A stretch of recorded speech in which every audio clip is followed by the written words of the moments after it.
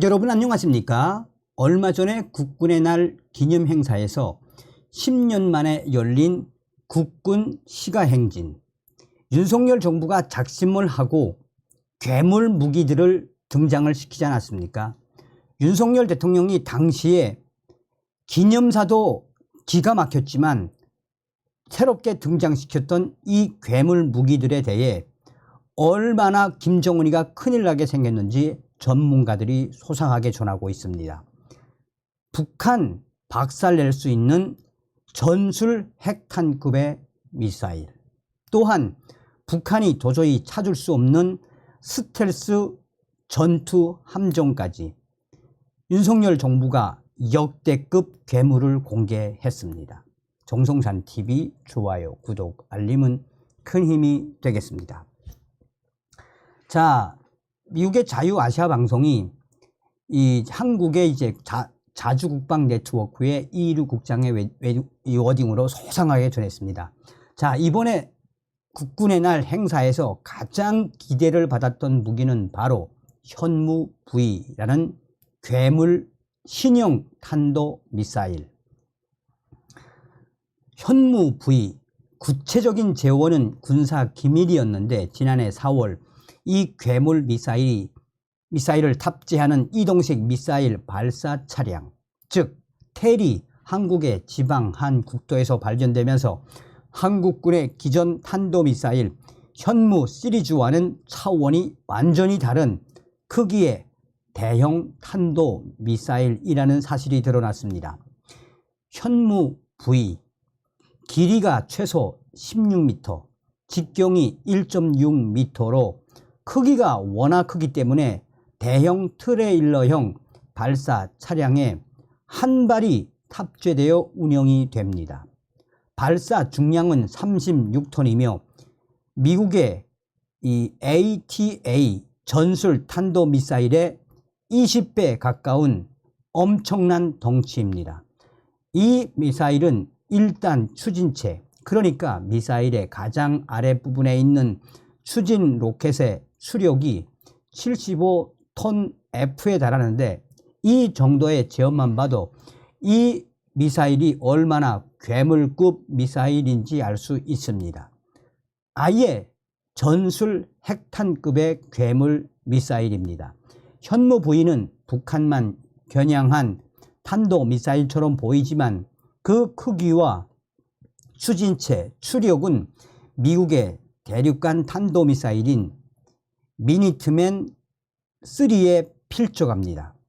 미니트맨 3는 길이 18.2m, 직경 1.7m, 발사 중량 35.3톤, 1단 추진체 추력 80톤 F로 현무와 비슷합니다. 그렇다면 한국이 미니트맨 3처럼 대륙간 탄도미사일을 만든 것이냐라는 의문이 생길 수 있는데, 한국이 이런 미사일을 만든 이유는 사거리를 늘려 멀리 있는 외국을 공격하기 위함이 아니라 탑재 증량을 극단적으로 높여 파괴력을 최대치로 끌어올리기 위한 것입니다. 이 미사일은 사거리를 300km, 즉 평양 정도를 타격하는 용도로 줄였을 때 탄두 중량을 일반적인 탄도미사일의 10배가 넘는 8톤으로 올릴 수 있고, 북한 전역을 타격할 수 있는 600km 정도로 사거리를 설정하면 탄두 중량을 6톤으로 만들 수 있습니다. 탄두 중량을 일반적인 탄도미사일 수준인 1톤으로 줄이면 중국 주요 도시 대부분을 타격할 수 있는 3000km급까지 사거리가 늘어나게 되는 괴물 미사일입니다. 이 미사일이 평양을 타격한다고 가정했을 때 어느 정도의 위력과 정밀도를 보이는지는 2021년부터 몇 차례 실시된 실사격 실험 결과가 국회 국방위원회를 통해 공개됐기 때문에 추정이 가능합니다. 이 괴물 미사일은 제주 인근에서 발사돼 해상에 설정된 표적에 3m 오차로 명중했는데 당시 파도와 바람이 대단히 심한 악천후였음에도 이 정도로 정밀도가 나와 개발진도 놀랐습니다. 미사일은 음속의 10배, 시속 12,000km가 넘는 속도로 표적에 내리꽂혔는데 미사일의 체적과 탄두 중량, 속도와 낙하 거리를 감안하면 작은 운석이 떨어지는 것과 비슷한 엄청난 괴력의 위력을 발휘합니다. 운석이 지면에 충돌하면 그 운동 에너지 때문에 핵폭발에 버금가는 충격파가 지면에 전해지는 것처럼 이 미사일에 맞은 북한 지하 시설은 미사일이 일으킨 충격파 때문에 상당한 피해를 입게 됩니다. 물론 북한의 지휘 시설은 100m에서 150m 이상 파고 들어가 있기 때문에 한국군은 이 시설을 무너뜨리기 위해 대량의 현무 부위를 한 지점에 집중적으로 발사할 것이고, 북한의 지하 벙커는 누적된 충격파를 견디지 못하고 결국은 붕괴될 것입니다. 북한 입장에서는 가장 두려운 괴물 무기가 등장한 겁니다. 또한 거의 전술 핵탄급에 달하는 이 괴물 무기, 북한 지하 벙커는 그야말로 쑥대밭이 될 수밖에 없습니다. 핵만큼 센 한국군 비장의 무기 쏟아진다. 자, 북한 지도부가 들으면 그야말로 청천벽력과 같은 소리인데, 한국이 준비하는 것 현무 부위 이게 하나가 아니고 또 있다면서요? 라고 사회자가 물으니까 이르 사무국장은 사실 한국군의 육군 미사일 전략사령부는 지휘부와 예하 부대들이 어디에 있는지 북한이 속속이 알고 있습니다. 한국에서 미사일 전략사령부 예하 부대들의 위치는 군사 비밀이지만 이미 상당수 민간인들이 부대 위치를 알고 있는 것만 봐도 북한이 이 부대들의 위치를 모를 리 없습니다. 위치를 안다는 것은 유사시 북한이 선제 타격을 통해 파괴할 수 있다는 것이고, 미사일 방어 능력이 형편없는 한국군은 이 공격에서 상당한 미사일 전력을 잃을 수밖에 없을 것입니다.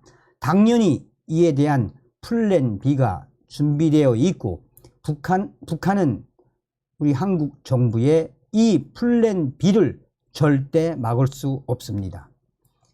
한국은 2025년까지 합동화력함이라는 이름의 군함 세척을 도입할 예정입니다. 스텔스 설계를 채택하고 전기 추진 방식을 도입해 레이더나 소나로 탐지하기 매우 어려운 이 군함은 8,000톤 정도의 크기를 가지고 있는데 무려 90기나 되는 미사일 발사관을 탑재한 괴물로 설계되고 있습니다. 이 미사일 발사관은 순항 미사일을 발사할 수 있는 KVLS-1 48기, 사거리 500km의 전술 탄도미사일인 현무 IV를 발사할 수 있는 KVLS-2 32기, 현무 V를 발사할 수 있는 전형 발사대 15기, 향후 개발될 더욱 대형의 탄도미사일을 발사할 수 있는 전형 발사대, 심지어 우주 발사체까지 수용할 수 있는 대형 발사대까지 갖추고 있습니다. 이 스텔스 함정은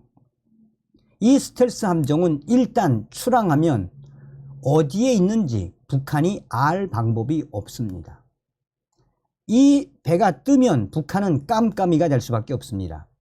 바다 위를 돌아다니는 군함을 실시간 추적하려면 대량의 인공위성이 필요한데 북한은 그런 위성이 없고 앞으로도 갖출 능력이 없습니다.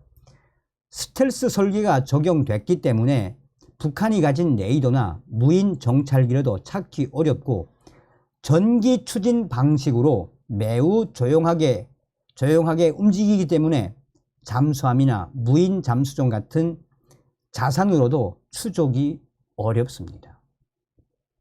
이런 군함이 황해도 인근 해역에서 가지고 있는 탄도미사일 수십 발을 평양에 쏟아부으면 3분에서 4분 안에 평양 주석궁 일대가 초토화됩니다.